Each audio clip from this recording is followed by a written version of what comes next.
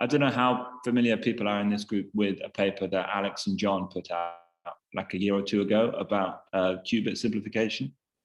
Has everyone seen that, or is that ringing bells for people? Alex is nodding because he wrote it. Okay, well then, if I'm going too slow or too fast through this first section, you just shout at me, and do feel free to interrupt any time and ask questions. All right, so we'll start by looking at the general, the Qutrit case of the ZX calculus. So we're all familiar with the qubit case, but the Qutrit case is it's going to be defined by these generators here. So we've got our usual Z spiders, our X spiders, a Hadamard gate, and this notation I'll explain in a moment. And then we allow a swap and a plain wire. So we're also going to allow daggers for these.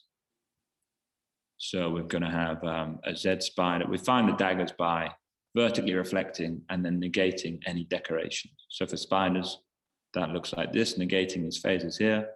And for Hadamards, we're going to denote this Hadamard adjoint with a -1 on the yellow box. Okay? For these two, obviously, the adjoint is exactly the same, just vertically reflected, and you've still got the same thing. So then once we've got these generators and these daggers, we can compose them like this, so in sequence or side by side, and then they're governed by these rules. So we'll stop and take these in for a minute. So these rules are lifted from some of Harney's slides from a QPL talk. And the key thing to note about these rules is that in the general Qutrit case, the maxim that only topology applies is no longer true. So the big rule, we'll start at the bottom, is this one, the snake rule here. So in the qubit case, we know that if we see something like this, then we can just yank out that wire and make it straight again, no problems. In the general case for Qutrit ZX calculus, this isn't true. We can yank it straight, but it comes at a cost. We have to put some Hadamard boxes on here. So this is the big difference. The rest should look fairly familiar. So we've got fusion rules here. We've got some copy rules, some commutation rules, a bialgebra. We've got an Euler decomposition of the Hadamard. We've got that a Hadamard and its adjoint cancel out. And then we've got some color change rules. Okay, these might not look different, but I'm sorry for anyone whose eyesight has seen better days, because this isn't very clear. But this arrow is going to the left on this side. So this means reverse the whole phase vector. So does anyone have any questions at this point? I thought this would be a good point to stop. Nothing? Okay. Are some of these redundant? Yeah, this isn't a minimal set. So this last equation of where in the bottom right, where you have 1 after 1 equals -1 after -1, is that something that you can derive from the rest, or? Presumably. So yeah, I would have thought so. Yeah, if you use the Euler decomposition, I would have thought you could derive something like this. So these aren't minimal. These are just, I took these from some of Harney's slides so that I knew they'd be correct. Okay. I think you need some other rules to derive I mean, the two, for now, there are two types of color change, but I think you need more rules to derive from one to another. Okay. Okay. But these, they might not be minimal, but I think they are a complete set of rules for the non-scalar exact Qutrit ZX calculus. Can I also ask a question? Is this just for the stabilizer? Or is this is for the general Qutrit ZX calculus. So these, I don't know if these would be complete for the general case. These might only be complete for the stabilized case. That's what I should say. Yeah. Yeah, I think that's. Yeah. Sorry, yeah, what I meant to say is that these angles here don't have to be in the stabilizer section of the calculus. Yeah. Okay, cool. So these are the Qutrit rules. I'll hide me again. Okay, and then we have the usual interpretation as linear maps here, right? So the qubit case that we all know has these two specific properties. The Hadamard is self-adjoint, so we don't need to worry about these decorations anymore. We can just use a yellow box, and we might use a blue dash line as well. And then secondly, the green cup and the red cup are the same, so we just denote them by a plane cup, and that holds for the cap as well, the other way up. So we get a much simpler set of rules, and I won't go through all these, we all know them. But the paper that we were trying to generalize defined graph-like diagrams. So in a graph-like ZX diagram, every spider is a Z spider, so they're all green. They're only connected by Hadamard edges. Every pair of spiders is connected by at most one Hadamard edge, so you can't have parallel Hadamard edges between spiders. There's no self-loops allowed. And then input and outputs must be connected to a spider, and every spider can only be connected to at most one input or output. So this is a graph-like diagram. So 6 points to define a graph-like diagram. And then in this paper, Alex, John, and others showed that every ZX diagram is equivalent to a graph-like one. So they use the rules here on the right, and then these three lemmas that they proved here that just says parallel Hadamard edges disappear, and then self-loops can be removed, perhaps at the cost of editing the phase. So here's a quick example. Here's a circuit that they drew here with a ZX diagram. So you turn all the red spiders green, as we've done here, then you can cancel any excess Hadamard edges, so they disappear. Then you can fuse spiders where possible, like along the top here, these are fused. And then finally, you can just add a few spiders to satisfy points 5 and 6 of the definition. And then you could talk about the underlying graph of the graph-like diagram. So the underlying graph will just take the green spiders to be vertices and the Hadamard edges to be edges, right? These plain edges don't make it into the underlying graph. Okay, so then with this underlying graph, we can talk about graph-theoretic ideas. So one possible operation you might have on a graph is a local complementation. So on the left here, we've got a graph G, and a local complementation just means, or at a point A, so a local complementation at this vertex here, A, means look at all the neighbors of A, and then for every edge, if it is there, remove it, and if it's not there, add it in. So that's what's happened here. Like CB wasn't here, so we added it. BD was there, we remove it. Another way to think of this is take all the edges to have weights in Z2. So all weights are mod 2, they're either 0 or 1. And all you're doing is sort of superimposing a complete graph on the neighbors of A. So we add this triangle here, and then we'd have 2 edges here, and 2 mod 2 is 0. So that would disappear. And you can chain these together. And if we chain 3 of them together in this specific way, we get what we call a pivot. So a pivot along UV involves local complementations at U, then V, then U again. And this too has a graph-theoretic interpretation, but as you go higher, if you go to the Qutrit case and beyond, it gets harder and harder to describe concisely in terms of a graph. So let's just think of it as 3 local complementations stuck together, all right? And then we have this theorem here that relates graph state. So a graph state is a graph-like state where the phases are all trivial and every spider is connected to an output. So on the right, we've got a graph state. This is graph-like with trivial phases, and every spider has an output. And the underlying graph here is the blue dashed lines.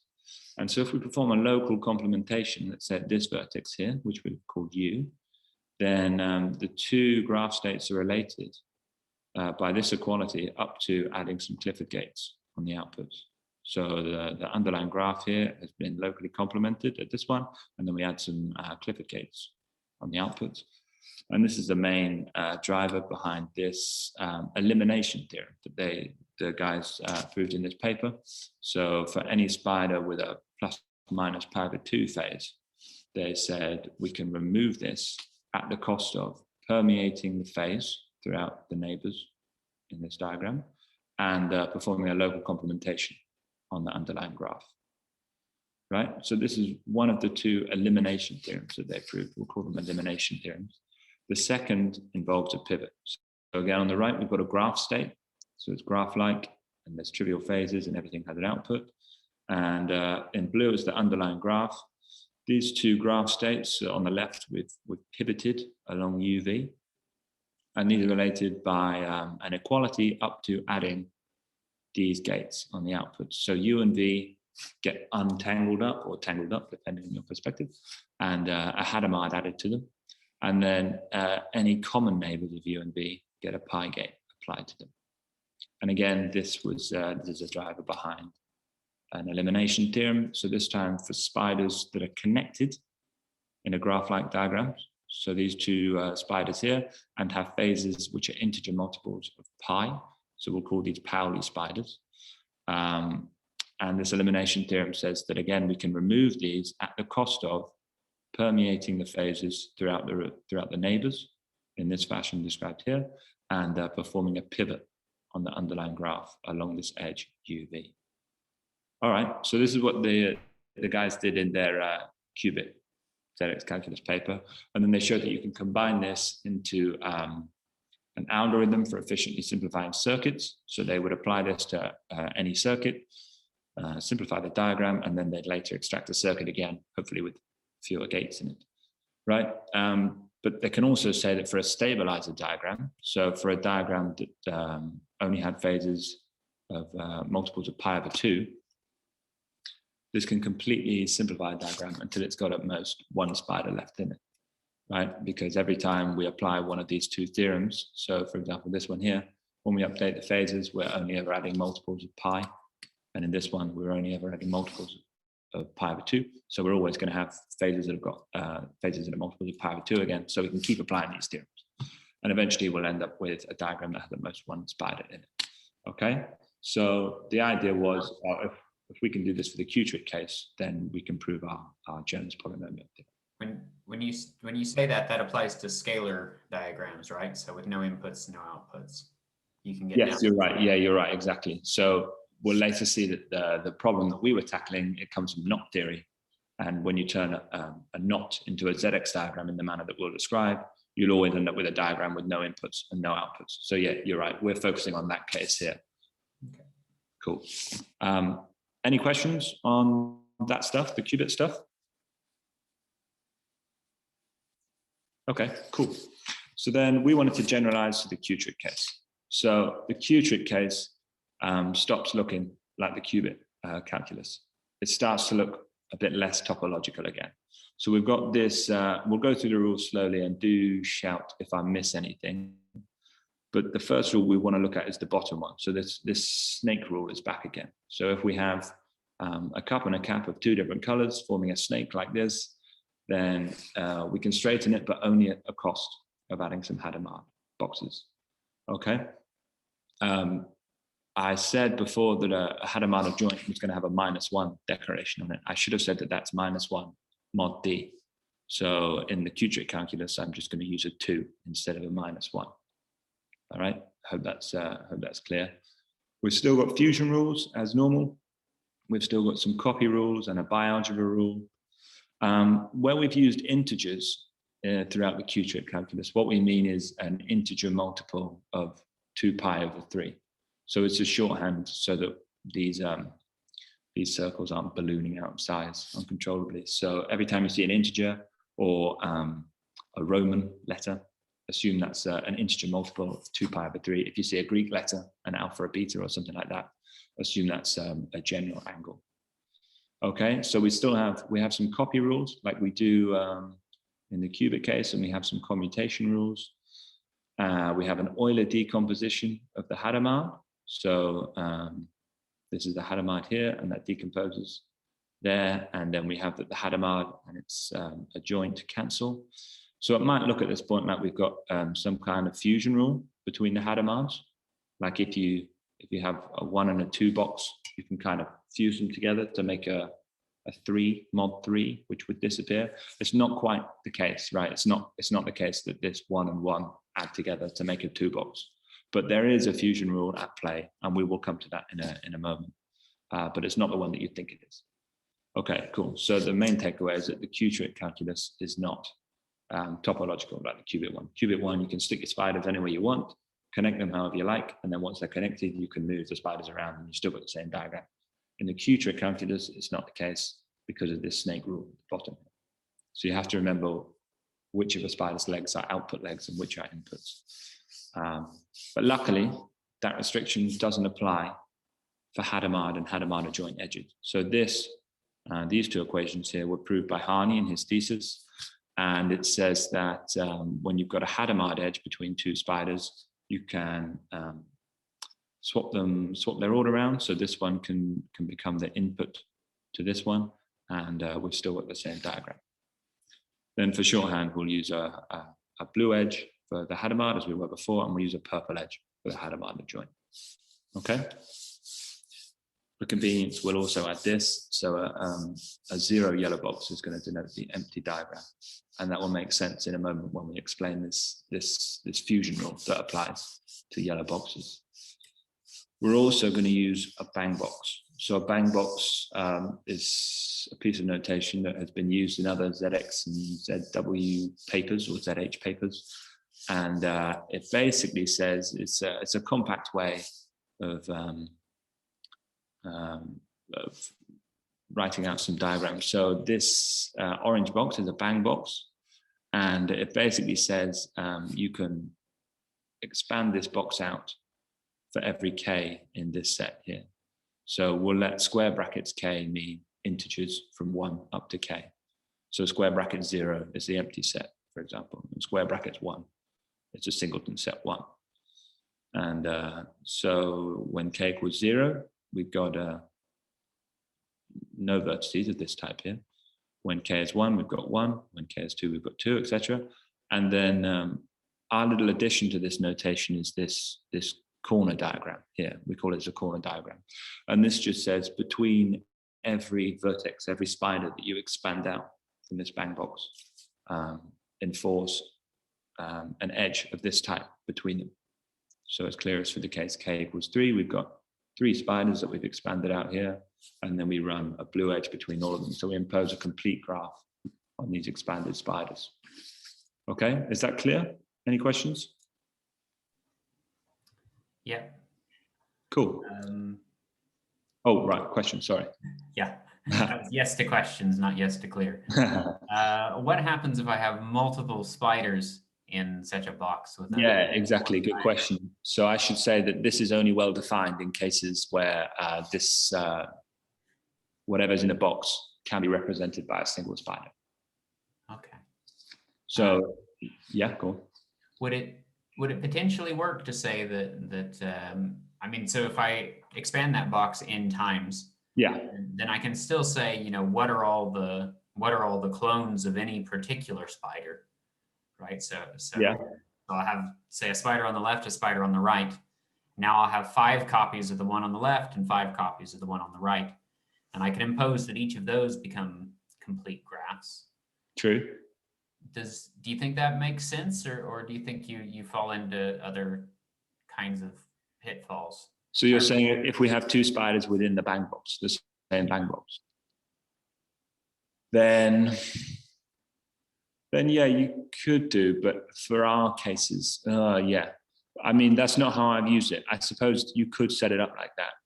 But then for our purposes, for example, if you had 2 spiders in a bang box and you expanded it out n times and you connected all of those pairwise by a blue edge between, then when you fuse them, you end up with parallel edges, right? I might not have explained that very clearly, but you probably could define it your way, but for this paper, we haven't. So this is only well-defined in cases where the spider within the bang box, the diagram in the bang box could be represented by a single spider. Okay, that's fine. Okay. So for the Qutrit ZX calculus, you can define a graph-like diagram like we did in the qubit case. So it's basically the same points. We allow, instead of just blue edges between spiders, we also allow purple ones. So Hadamard joint edges. And the one thing that's missing is this condition about self-loops, because in the Qutrit ZX calculus, we didn't define a plane cap. So we don't need to worry about self-loops. Every cap is a spider, you know, it's a green spider with 2 inputs. So it's covered by some of these other points. So we don't need to worry about self-loops. And then we can show that every ZX diagram is equivalent to a graph-like diagram in much the same way that we did for the qubit case.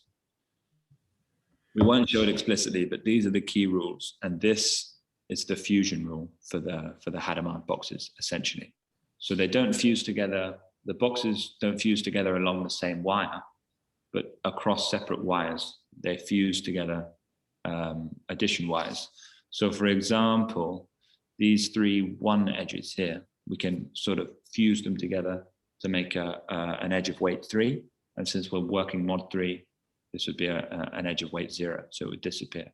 Same with these guys, these would add together to make an edge of weight 6. And then mod 3, that's 0, so that disappears. Here, these guys fuse together to make an edge of weight 2. And these guys fuse together to make an edge of weight 4. And since we're working mod 3, that would be 1. So this is the fusion rule that these boxes satisfy, and this is why we use this notation for the Hadamard box. So essentially a yellow box with a number in it, you can think of it as just the weight of that edge. And it's, you can talk about a graph-like ZX diagram in terms of its underlying graph, but now rather than edges either being there or not there, they're edges with weights either 0, 1, or 2. So the weights are in Z3. Okay. Sorry, it's on the left diagram. Yeah. Would it be changed the angle? I can't remember. The order of the parameters. I mean, if 111 is still alpha beta to alpha beta, and then 222 would be the above parameter would be beta above. I can't remember. Will it change? I don't think so, no. Because basically this is a bit 3 wires between red and green, right?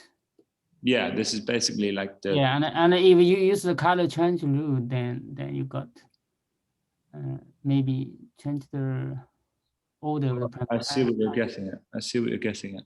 So I can't remember. Yeah, I see what you're getting at. I don't. I'll double check. Yeah. I'm not sure, but maybe. Yeah. I mean, I think if you look at what's going on concretely, these matrices are just getting multiplied element-wise, right? So if I put 2 of these Hadamard boxes side by side and I put green dots above and below, yes, you're absolutely that's right. just multiplying each of the elements of those 2 matrices together, right? Yeah. And on the left and on the right, I think these result in matrices that are just 1s everywhere. Right. Is that the point? So they should just go away and like that. Yeah, I think I think that's right. When we prove this, Hani, when you were saying about the color change rule, I think you wouldn't end up with these phases flipping. I think that would be fine. I think. Okay, I just. Yeah, but it's something I'll double check at the end of this talk. Okay, so here. Sorry, can I ask another question? Yeah. Because like we have some weird business with the cups and caps, and the Hadamard is no longer self-adjoint or self-transpose. Yeah.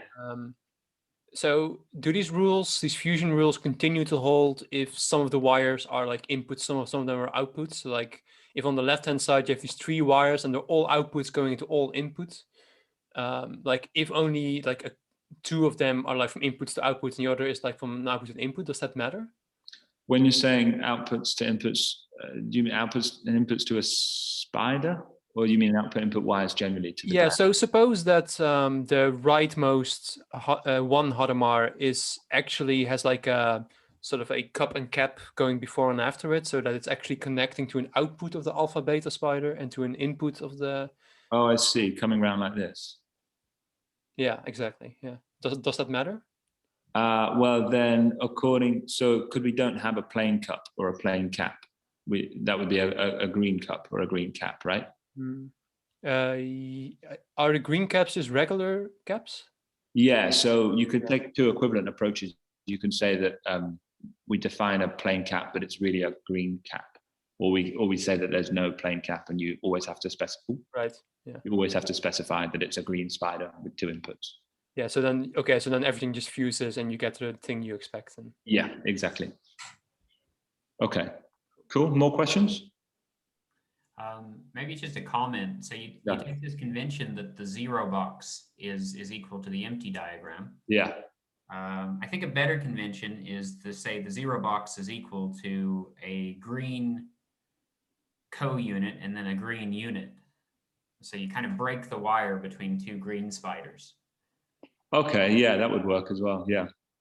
Otherwise, the types don't match, right? Yeah, you're right. Yeah. On one side you have two wires, on the other side you have no wires anymore. Yeah.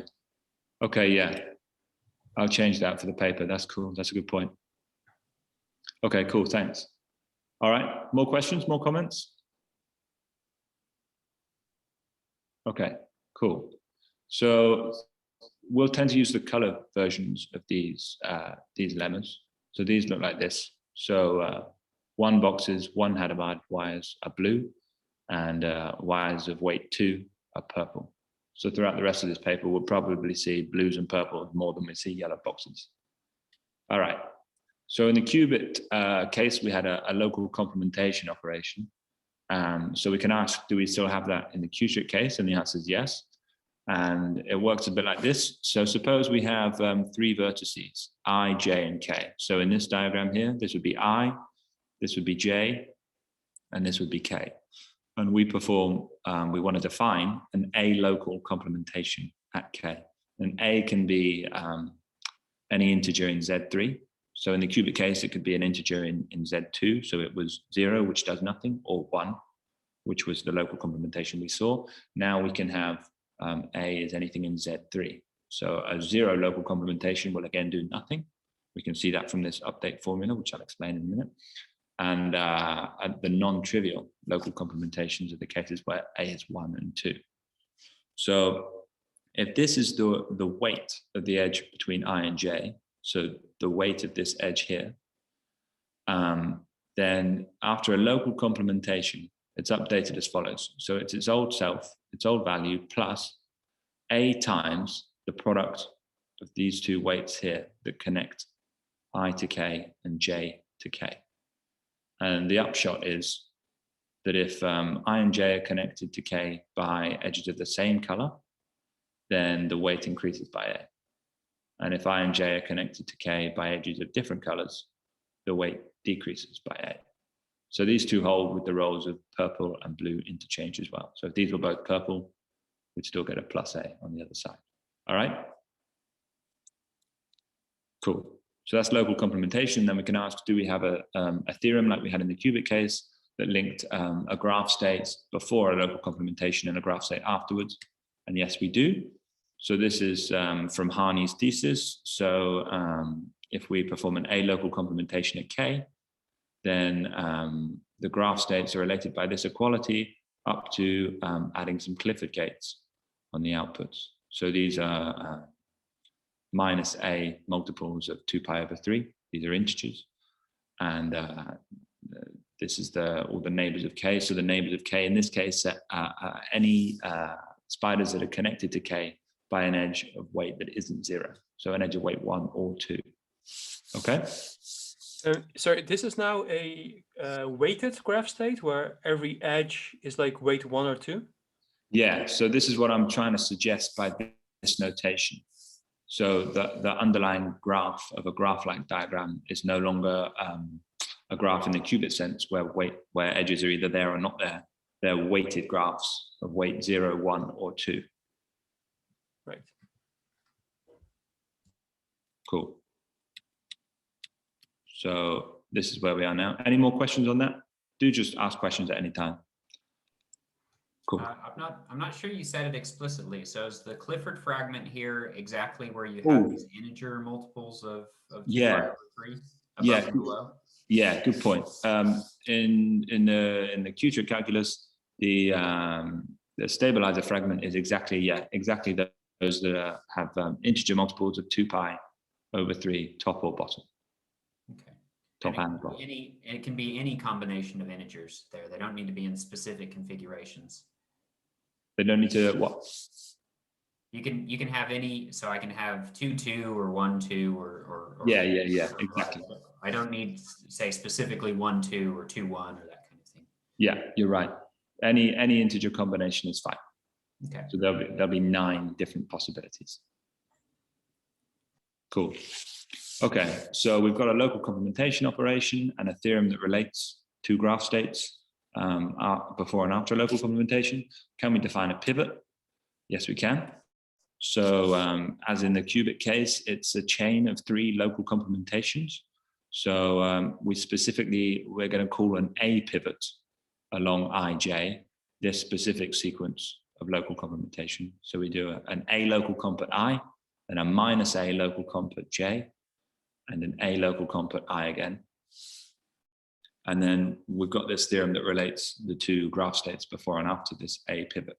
So if we take the common neighborhood of these nodes I and j where we're doing the pivot, we take the common neighborhood of them, so that's any edge that's connected to I or j by a non-zero edge.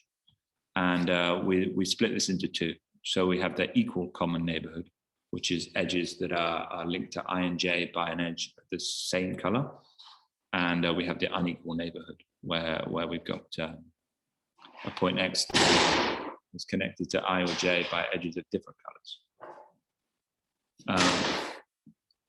Okay, cool. And then the theorem relates to these by saying that we're going to have an equality up to introducing these gates on the output. So we're going to have an equal neighborhood node is going to get these gates here.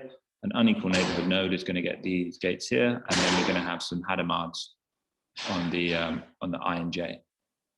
Right. So sorry, someone was coming in there, it distracted me while I was talking. Was any of that unclear?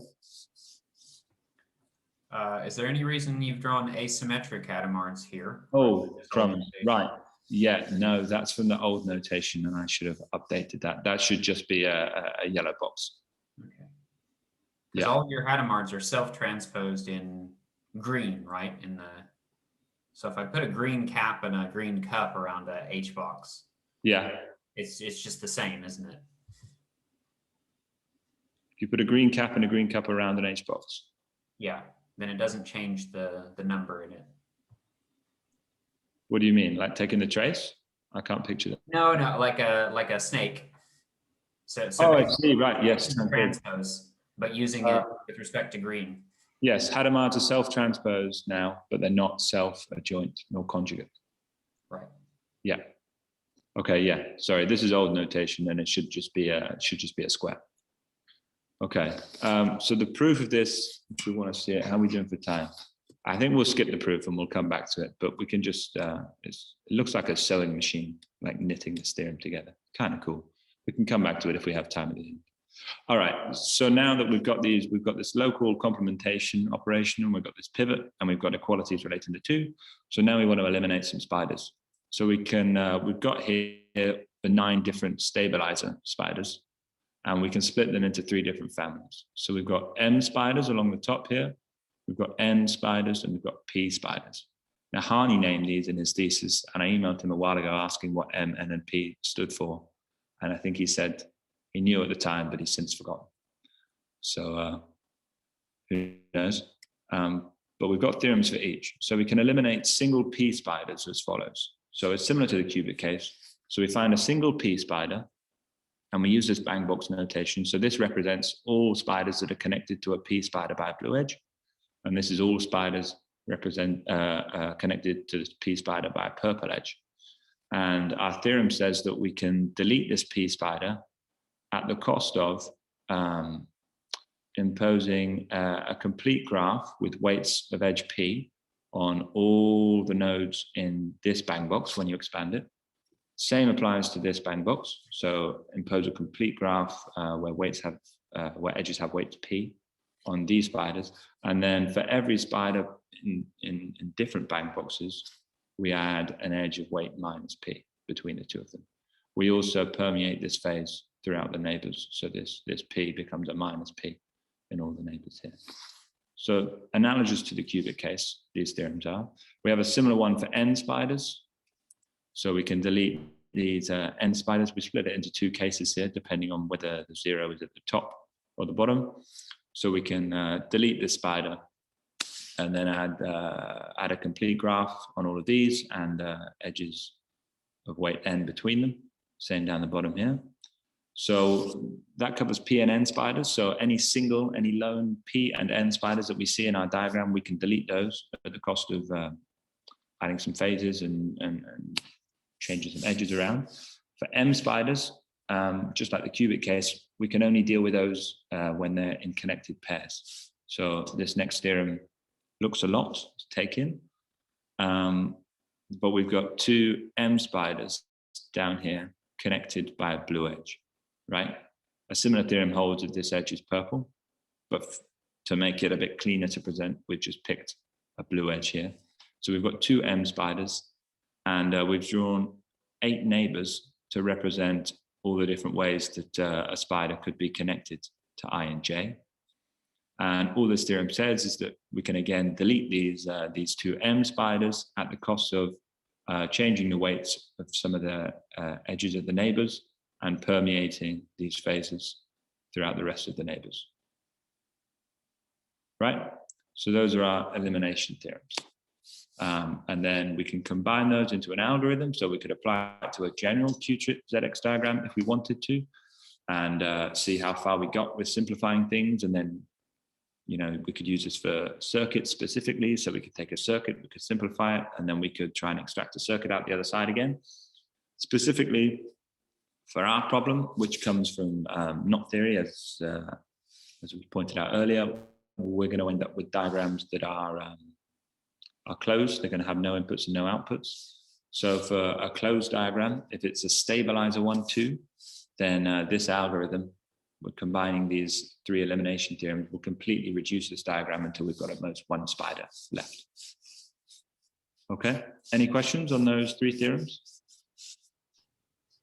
Did you figure out the scalars for these rules? Oh, sorry, John.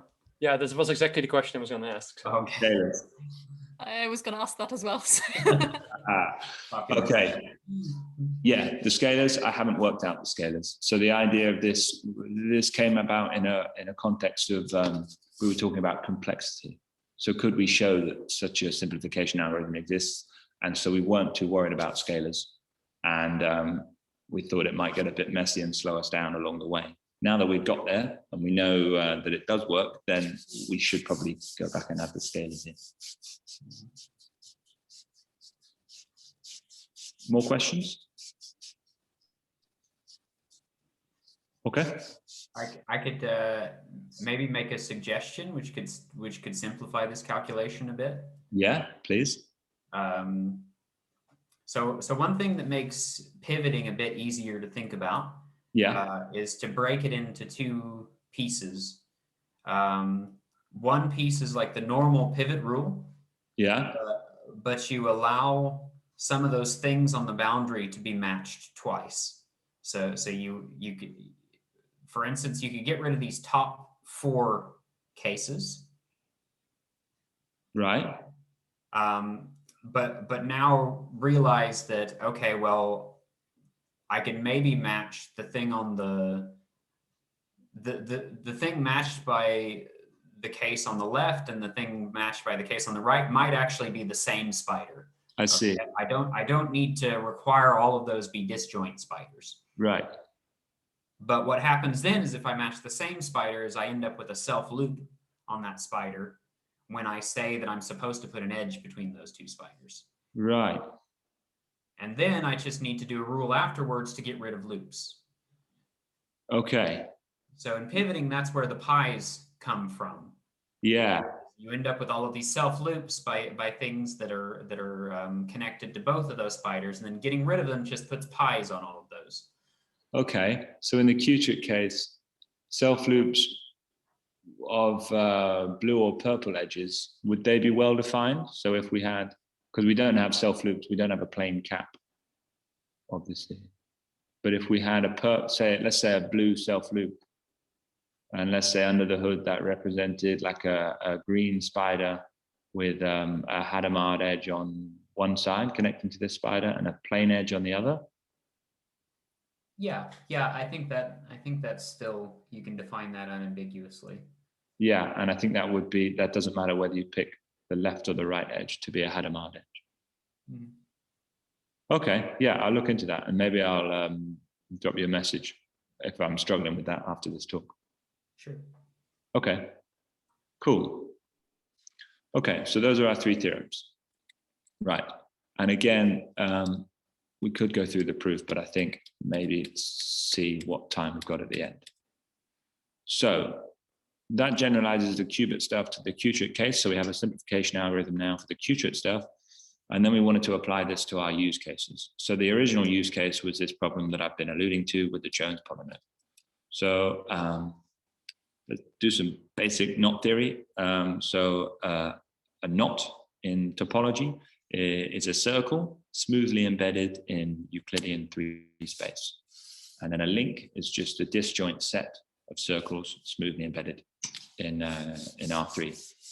And then, so a knot is just a one component link.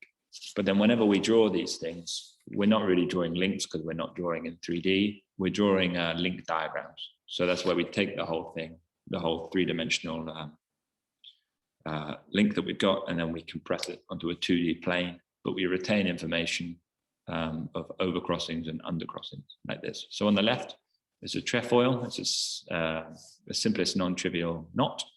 And on the right, we've got a two-component link. And on these, I've put little arrows. So I put little orientations. So this is an oriented link, and this is unoriented.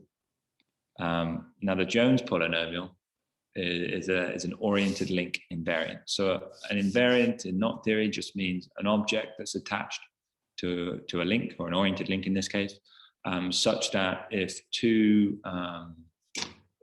oriented links are not isotopic, then their objects are not equal. So what does it mean to be isotopic? This trefoil knot, for example, if we just like locally deform it a bit and stretch this bit out, but don't really do a lot to it, then we'd expect that this is still, topologically speaking, the same knot.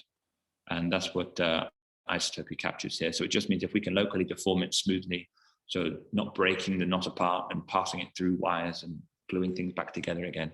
If we can smoothly deform it locally into another knot, then we say that those two knots are isotopic. So a link invariant tries to classify different links. And the Jones polynomial is the most famous oriented link invariant, and it's usually defined in modern terms anyway by you take a diagram and you look at each crossing, and you branch it into two. So you take this crossing, for example. It's probably best if I show you this next slide. So let's take this crossing up here. So we can either resolve it like this. This is called resolving, where you take a crossing and you smooth it out so that you remove the crossing. So we can either resolve it this way, or we could resolve it this way. So for each crossing, there's two ways of resolving it. And the Jones polynomial is usually defined by, you do this for each crossing until you've got, so suppose you had n crossings at the start, you end up with 2n diagrams at the end. 2 to the n diagrams at the end. And these diagrams at the end are just a collection of disjoint circles. And then once you've broken down your knot into these 2 to the n little diagrams, then you recombine them in some fashion to get a Jones polynomial in a complex number A. So this diagram is meant to illustrate that it's not efficient to find a Jones polynomial of a knot. It's difficult. This is meant to kind of illustrate the exponential cost of calculating that. But it is known that at these certain 8 points, these lattice roots of unity, the value that a Jones polynomial takes can be efficiently calculated. So evaluating a Jones polynomial at these 8 points can be efficiently done, right? And then physicists have shown that, or people with statistical mechanical backgrounds have said, well, if we define this complex number here, AD, with this horrible formula, but we quickly note that for cases D, 1, 2, 3, 4, it corresponds to these 4 lattice roots of unity. Then physicists have shown that you can calculate the Jones polynomial at these points using a tensor network. So a tensor network looks like this on the right here. So what they say is, right, take any link diagram and color it, bicolor it, such that every region is a different color to all of its neighbors. And this, if we fix the background to be white, then this can be uniquely done. So for this link diagram here, we've checkerboard colored it, and then we can map it to a tensor network like this. So we take every region, every shaded region, and we turn it into what we call a green spider. And then we take every crossing and we turn it into a plus or minus matrix according to these rules here. And then you end up with a tensor network, and this tensor network represents a scalar, which is up to some efficiently computable prefactor, the value of the Jones polynomial at AD. And the plus minus boxes, these matrices, are D by D matrices that have this form. They're one everywhere except along the diagonal, where they're this term involving AD. And so what you can show is that for the cases that we're interested in, 1, 2, 3, 4, well, let's look at 1 first of all. The Jones polynomial evaluated at this point here is always 1. So this case is trivial. So we're only interested in 2, 3, 4 really. And in 2, 3, 4, these will be 2 by 2 or 3 by 3 or 4 by 4 matrices. So we can represent them using the ZX calculus. And it turns out that they're in the stabilizer fragment. So for each of these cases, we end up with something in the stabilizer fragment. So on the whole, no matter what knot or link we start with, we end up with a ZX diagram that's in the stabilizer fragment of the language, and it's closed. So we can apply our algorithms from earlier and fully simplify it until there's one spider left, at which point we can read out the scalar.